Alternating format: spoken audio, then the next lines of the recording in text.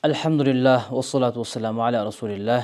Alloh subhanahu va taologa hamdlar, payg'ambarimiz sollallohu alayhi va sallamga durud salovatlar bo'lsin.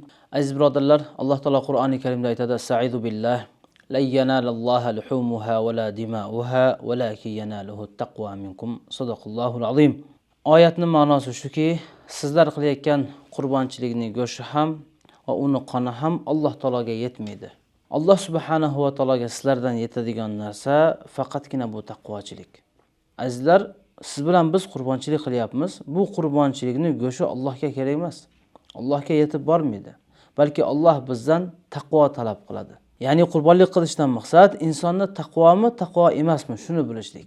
Bunga dalil, juda katta dalil bor.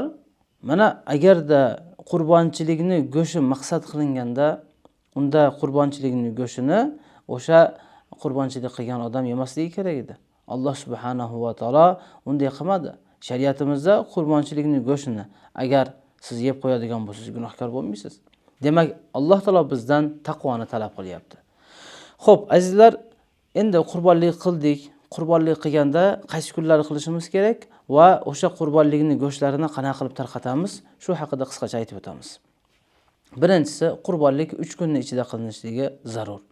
Ya'ni 10-Zulhijja, 11-Zulhijja va 12-Zulhijja to shomni vaqti kirgunga qadar. O'sha 3 kunning ichida qurbonlik qiladigan bo'lsak, bizning qurbonligimiz Alloh taoloning oldida qabul bo'lib hisoblanadi. Ikkinchi masala, qurbonlikning go'shini taqsim qilishlikda uslub, ya'ni tariqa qanaqa bo'lishi kerak? Barchasini o'zingiz yeysizmi yoki barchasini tarqatishlik kerakmi? Bu haqida ulamolarimiz aytadi, bu o'sha qurbonlik qilgan insonning ixtiyori.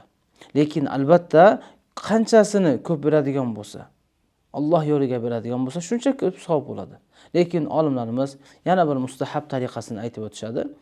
3 qismga bo'ladigan bo'lsa yaxshiroq bo'ladi. Bir qismini o'ziga olib qolsin va bir qismini muhtojlarga bersin va uchinchi bir qismini qarindosh urug'iga tarqatsin. Xullas kalom, ya'ni qurbonlik qilayotgan odam o'sha ehtiyoj, muhtojlikni qarab turib o'zi xohlagandek tarqatsa bo'laveradi.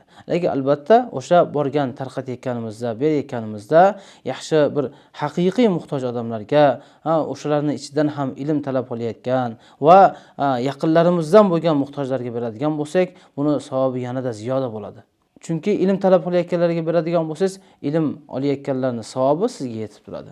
Muhtojlarga bersangiz yaxshi. O'sha muhtojlarning ichidan yaqinlaringizdan bo'lgan muhtojga bersangiz 2 barobar savob.